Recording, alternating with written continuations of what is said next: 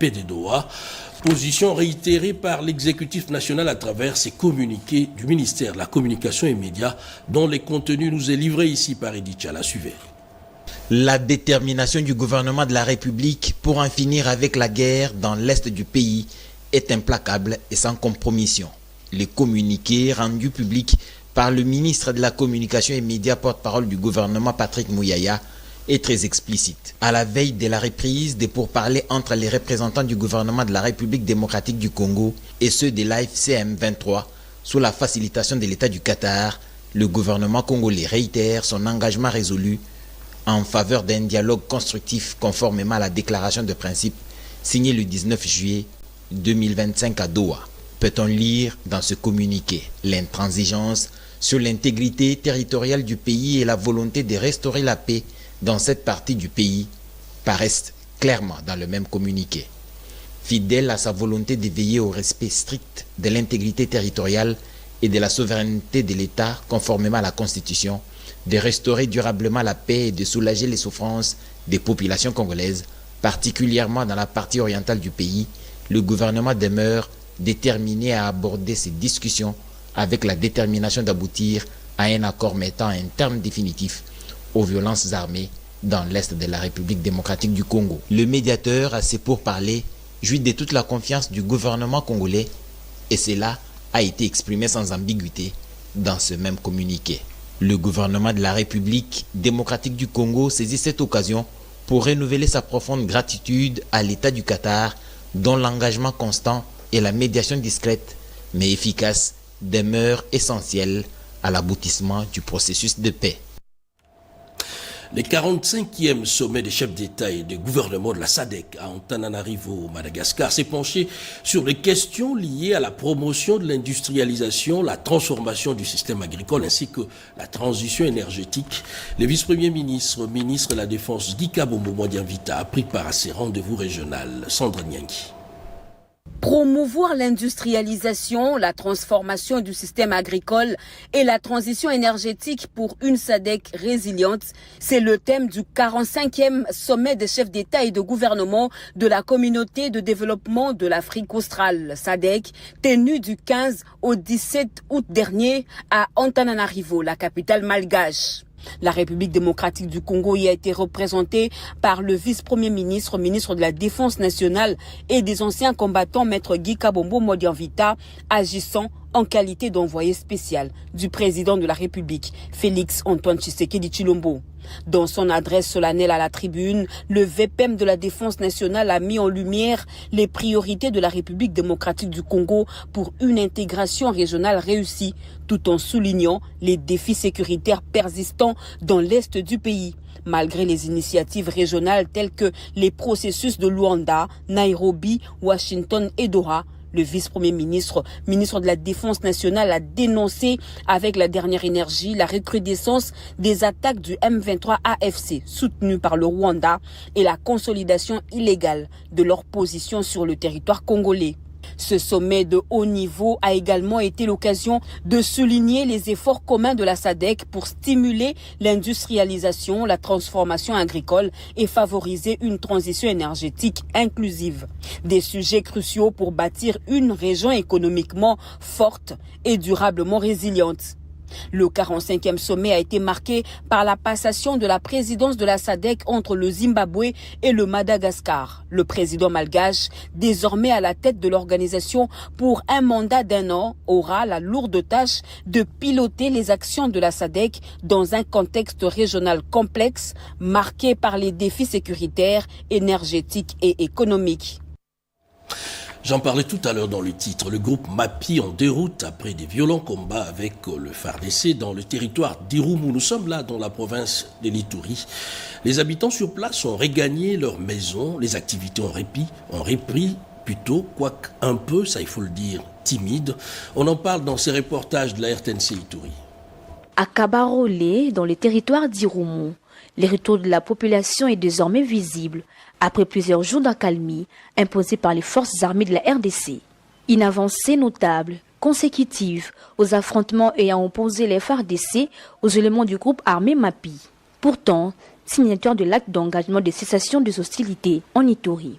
Ndolelire Mbafumoya, chef du groupement Kabarole, félicite l'armée et appelle d'autres déplacés vivant dans des familles d'accueil à Bunia, tout comme ailleurs, à regagner Kabarole, leur entité d'origine. Il y a beaucoup de gens qui sont déjà revenus. Je peux dire à ceux qui ne sont pas encore revenus, ceux qui ont fui pour se réfugier ailleurs peuvent revenir sans crainte. Leur sécurité avec leurs biens est assurée. Dans la même optique, Ndolelire Mbafumoya David invite ses administrés à faire confiance aux forces de défense et souhaite voir le groupe armé respecter l'acte d'engagement d'Aroudeux. Je demande à tous les chefs de village de se ranger derrière la vision du chef de l'État et celle du gouverneur militaire. Nous avons l'obligation de conjuguer les efforts pour la paix. Que tous les groupes armés qui traînent encore répondent à l'appel des présidents. Ceux qui veulent servir la nation puissent intégrer légalement l'armée régulière. Ici, l'accompagnement des humanitaires et d'autres partenaires du gouvernement pour soutenir se retourner, souvent sans abri ni assistance des bases, s'avère indispensable au moment où le chef de l'État Félix-Antoine Tshisekedi Tshilombo réitère sa volonté de pacifier durablement l'Ituri. Plus qu'un vœu, il s'agit ici d'un engagement citoyen. Le Collège de hautes études stratégiques et de défense a abrité une conférence sur l'éveil des mentalités, conférence initiée par les mouvements citoyens éclairés, images et commentaires. Un thème interpellateur, en même temps fédérateur, d'une jeunesse en éveil, vers une génération de jeunes bâtisseurs de paix en République démocratique du Congo. Le mouvement citoyen éclairé a tenu parole en initiant cette conférence d'éveil des mentalités. Le Collège de hautes études stratégiques et de défense a été ce cadre choisi pour que Hugues Mbo-Lindombo lance un appel aux jeunes de retrousser les manches et de se mettre au travail. Pour moi, c'était plus une conférence des leaders de la jeunesse qui sont venus répondre à cet appel pour que nous soyons, nous, en première ligne des bâtisseurs de paix. À toute la jeunesse congolaise, ne soyez pas dans la victimisation, dans la manipulation et dans l'oubli de qui vous êtes. Vous êtes les bâtisseurs de ce pays et bâtir, c'est maintenant. Les décisions qui vont changer votre futur doivent être prises maintenant. Je dis vraiment à la jeunesse qui est à l'Est, nous sommes de tout cœur avec vous. Le combat que nous menons ici à l'Ouest, c'est pour l'intérêt de l'Est parce que le Congo est un et indivisible. Vous êtes Congolais partout où vous êtes. Continuez à avoir de la résilience, c'est pas facile. Donc, raison pour laquelle nous, on multiplie les efforts ici pour que le pays soit pacifié. Nous sommes de tout cœur avec vous. Quitter les sommeils profonds et défendre son pays, un état d'esprit permanent pour ce jeune. Cette conférence a connu la participation de plusieurs personnalités, notamment l'ancienne ministre de la Culture, Catherine Foura, ainsi que d'autres vedettes de la chanson et du sport, tels que Gaz Fabulous, Poison Mobutu et Martin Bakolé. L'uniformisation de la jurisprudence en République démocratique du Congo. Le premier président de la Cour de cassation, Élie Léon Domba Kabea, a présidé 2 importantes réunions qui découlent de sa récente mission dans 2 cours d'appel de la capitale. Marie Renzeba, dans ses commentaires de Diène Balaka. Renforcer la performance des juridictions et uniformiser l'interprétation du droit au sein de ces dernières. Tel est l'objectif poursuivi par le premier président de la Cour de cassation, le professeur Ndomba Kabea Élie Léon, en présidant 2 réunions importantes au siège même de cette institution. La première rencontre a réuni tous les hauts magistrats de la Cour de cassation et tous les magistrats des 2 cours d'appel de Kinshasa-Gombe et Kinshasa-Matete. Cette réunion s'inscrit dans la continuité de la mission d'inspection judiciaire effectuée dans ces 2 juridictions. La fêtière de l'ordre judiciaire a présenté les observations et les recommandations issues de l'inspection dans une optique de renforcement de capacités fonctionnelles et d'uniformisation de la jurisprudence en vue d'améliorer la qualité des décisions judiciaires. La seconde réunion a quant à elle mis à contribution le greffe. Au greffier de 2 juridictions concernées par l'inspection judiciaire, le premier président de la Cour de cassation a partagé les constats relevés lors de l'inspection judiciaire. Il leur a prodigué des conseils visant à favoriser une meilleure organisation des services du greffe et les a exhortés à la rigueur et au respect des principes administratifs. Ces 2 rencontres ont été applaudies unanimement par les participants. Cette initiative, une première historique dans l'organisation judiciaire congolaise, notamment en ce qui concerne les magistrats civils du siège, a permis de désamorcer certaines divergences pour ce qui est de l'interprétation de loi et de la pratique jurisprudentielle, une démarche conforme. Ce vise à améliorer la qualité de l'enseignement en RDC. Eh bien, les inspecteurs provinciaux du secteur de l'éducation nationale prennent part aux travaux de la revue annuelle 2024-2025, des travaux lancés par la ministre d'État, ministre de l'Éducation nationale, Aïssa Malou, Anastasie Doumou. Pendant 7 jours, les inspecteurs principaux provinciaux des 60 provinces éducationnelles de la République démocratique du Congo sont à travaux de la revue annuelle d'évaluation des activités de l'inspection scolaire autour du thème de la résilience à l'inspection scolaire efficiente, inclusive et citoyenneté pour la transformation qualitative de l'école. Pour Aïssa Malou, les inspecteurs pourvus de ces valeurs ont la mission de faire de l'école un laboratoire de la démocratie. Ces assises, a-t-elle dit, doivent être un espace d'introspection, d'innovation et résilience. Notre ministère est au cœur de la construction du futur de notre pays.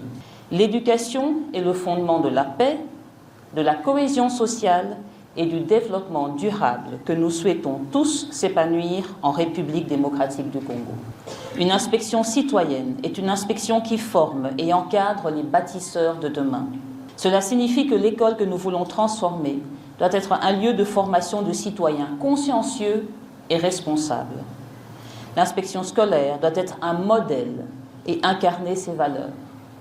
L'intégrité, l'équité, la justice, le respect du bien commun et l'amour envers les compatriotes. Bien avant le lancement de ces travaux par la ministre d'État, l'inspecteur général Hubert Kimbonza a rendu un vibrant hommage à la ministre d'État pour la confiance renouvelée en sa personne par le chef de l'État, Félix Antoine Tshisekedi Tshilombo, qui l'a reconduite au gouvernement Siminoadé. L'inspecteur général à l'éducation nationale a insisté sur la synergie effective entre les missions de contrôle des formations, tout en mentionnant l'exigence de la maîtrise de l'outil informatique à tous les inspecteurs. Les Sankourou se dotent d'infrastructures de base. L'aéroport de Lodja, la nationale numéro 7 sont évidemment des impératifs. Il faut également un bac pour faciliter la traversée vers d'autres grands centres tels que Kisangani dans la Chopo. Le directeur général de l'Office des routes et l'élu de Lodja, Lambert Mende Malanga, sollicitent l'implication personnelle du nouveau ministre en charge des infrastructures, Eugénie Dada-Chabani. Les travaux de construction de l'aéroport de Lodja et de la route nationale numéro 7 traînent les pieds. Pourtant, ces deux ouvrages facilitent la mobilité de la population et les transactions commerciales, raison pour laquelle le député national Lambert Mende est allé solliciter l'implication du ministre des Infrastructures et Travaux publics, John Banza, pour l'achèvement de ces travaux. La route nationale numéro 7 qui relie Kananga à Kisangani en passant par les provinces du Sankourou et de la Chouapa jusqu'à la Chopo, donc à Kisangani. Les érosions et la stabilisation de certaines agglomérations comme Lumumba-Ville et la ville de Lodja et d'autres questions relatives à la poursuite des projets. Et le ministre m'a rassuré quant à sa disponibilité à veiller à ce que le calendrier qui a été mis à jour pour la réalisation de ces différents projets soit respecté. Entre-temps, les bacs qui facilitent la circulation de la population sur la rivière Aruimi est en panne. Le directeur général de l'Office de route, Jano Kikangala, et le député national Alou Hassani plaident pour la réparation de ce bac qui permet à la population de Kisangani d'atteindre Bunia et en passant par Banalia. John Banza, avec l'évêque Dodo Kamba, qui s'est dit prêt à l'accompagner spirituellement durant son mandat. Et cette question, où en sommes-nous avec les programmes pour l'investissement de forêts et restauration de savanes? Eh bien, les experts de l'unité de coordination de ces programmes ont procédé à l'évaluation de celui-ci. Émilie Kaindo. Les comités provinciaux du pilotage du programme pour l'investissement des forêts et la restauration des savanes viennent de franchir une étape décisive vers la concrétisation des activités du PUFORES en veillant à une meilleure intégration communautaire, transparente et durable dans la gestion des ressources naturelles dans les provinces du Congo central, Kasaï oriental et Kasaï. PUFORES, un programme du gouvernement qui vise à améliorer la gestion du paysage et renforcer les moyens de survie des communautés dans des zones du projet. Les experts de l'unité de coordination du programme d'investissement pour la forêt, UCPIF, ont été déployés sur terrain avec comme mission appuyer les autorités provinciaux dans la mise en œuvre des activités du PUFORES. Dans le cadre de la première réunion du comité de pilotage au niveau provincial du programme d'investissement pour la forêt et la restauration des savanes, dont l'objectif majeur était de présenter l'état d'avancement du projet à ce jour et de parler des perspectives à venir jusqu'à la fin de l'année. Voilà. Au total, 227 hectares de plantations pour le Congo central et 600 hectares d'agroforesterie pour la province du Kasaï ont été validés et géoréférencés. Des outils agricoles, des fournitures de bureaux et des moyens de mobilité ont été remis aux responsables pour le fonctionnement du PUFORES dans les provinces du Congo central, Kasaï oriental et Kasaï Chikapa. C'est sans doute les bras séculiers du gouvernement dans le financement des projets à caractère industriel. Eh bien, le Fonds de promotion de l'industrie a un nouveau comité de gestion. Bertin Moudimou cède son fauteuil à Hervé Klontomba. Alain Bikaï pour les détails. Après la lecture du procès verbal, le directeur général sortant, Bertin Moudimou Tshisekedi, représenté par son adjointe Diane Batiala, et le nouveau directeur général Hervé Klontomba ont procédé à la remise et reprise des dossiers officiels. Dans son mot de circonstance, Hervé Klontomba a insisté sur la nécessité d'un changement de cap stratégique. Selon lui, les fonds de promotion de l'industrie FPI ne doivent plus être seulement un instrument de financement, mais devenir une véritable institution de développement robuste, moderne et centrée sur la performance, l'impact et l'efficacité. Il a affirmé compter sur l'intelligence collective, l'implication et le professionnalisme de l'ensemble du personnel qu'il considère comme un atout majeur. Le nouveau patron du FPI entend engager l'institution dans une transformation économique profonde en finançant des projets industriels stratégiques, créateurs d'emplois et porteurs d'une croissance inclusive et durable. L'heure est venue pour un changement de cap stratégique. Les fonds de promotion de l'industrie que nous voulons faire progresser ensemble ne sera pas simplement un instrument de financement, il deviendra une institution de développement robuste, moderne, et centré sur la performance, l'impact et l'efficacité.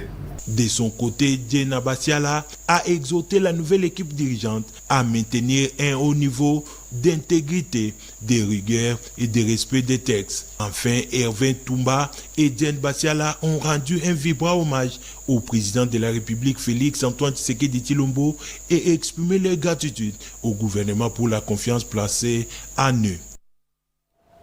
Et dans la même logique, il est pratiquement le dernier à céder son fauteuil. Didier Manzenga rejoint le tourisme et laisse sa place à l'intégration régionale à une nouvelle figure, Floribert Anzoulouni. La cérémonie de remise reprise en images de commentaires avec Willy Atunakov. Au ministère de l'intégration régionale, Maître Didier Manzenga Mokanzou s'en va tout satisfait après avoir accompli sous le leadership du président de la République, Félix Antoine Tshisekedi Tshilombo, et la coordination de la première ministre, Judith Suminwa, après avoir accompli avec succès, efficacité, loyauté et patriotisme, les missions régaliennes lui confiées sur le front diplomatique régional, surtout pendant cette période cruciale où la RDC est confrontée à une guerre d'agression rwandaise et cède le bâton de commandement à son successeur, Floribert Anzoulouni, nouveau locataire du 8e étage de l'immeuble Mongala dans la commune de la Gombe à Kinshasa. C'était à l'occasion de la traditionnelle cérémonie de remise reprise supervisée par le secrétaire général à l'intégration régionale, Donatien Songo Kayumba. Je sors satisfait du fait que j'étais disponible, actif, de pouvoir mettre en œuvre la vision du président de la République. Et surtout pendant cette période que notre pays est agressé par le Rwanda. Pour sa part, le nouveau patron de l'intégration régionale, Floribert Anzoulouni, a dévoilé ses priorités. Il s'agit ici d'une très lourde tâche que vient de nous confier le président de la République, M. Félix-Antoine Tshisekedi, chef de l'État, que je remercie pour la confiance qu'il m'a accordée. De nos priorités sera de tout mettre en œuvre pour que cette agression, d'une part, prenne fin, mais également pour que les relations entre la RDC et ces pays puissent être pacifiés. D'une passation de pouvoir à une autre, Maître Didier Mazenga Mokanzu, reconduit et nommé pour la 5e fois au gouvernement national, cette fois-ci en qualité du ministre du Tourisme, n'a fait que quelques pas sur les escaliers du 7e étage au 6e étage, où il retrouve une année après son fauteuil du ministère du Tourisme. Au cours de la traditionnelle cérémonie de remise reprise, avec le ministre sortant, son homonyme Didier Mpambia, cérémonie supervisée par le secrétaire général au tourisme. Didier Mazenga, surnommé affectueusement l'homme de Kisalo Nantwala, Kutuba Nanima, entendait l'homme aux résultats palpables qui connaît très bien ses ministères, s'est engagé à relever les défis en boostant ces secteurs souvent négligés pour maximiser les recettes dues au trésor public. Justement, l'intégration régionale a un nouveau visage.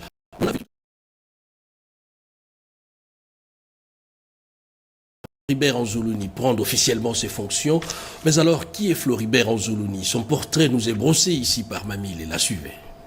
Anzoulouni Isiloketi Floribert, c'est le nouveau visage du ministère de l'intégration régionale. C'est sur lui que repose désormais le rôle de promouvoir et de coordonner les efforts de la RDC en matière d'intégration, tant au niveau régional et continental. Diplômé en sciences politiques de l'Université de Montréal, c'est originaire de la province du Sud Kivu, territoire de Fizi, et le 8e enfant du couple des mamans Agrippine Amazo et du notable et acteur politique Anzoulouni Bembe Isilonyoni, ancien président de l'Assemblée nationale. De retour au pays après ses études, il a beaucoup plus évolué dans le secteur bancaire. Son engagement citoyen commence au sein du mouvement Filimbi avec un objectif noble, celui d'encourager les jeunes au dialogue avec les acteurs sociaux et politiques. C'est à ce titre qu'il est parmi les jeunes leaders africains invités par le président américain Barack Obama au Young Leaders Summit. Sa rencontre avec le chef de l'État, Félix-Antoine Tshisekedi Tshilombo, remonte d'abord à Paris, lors du lancement du manifeste du citoyen congolais,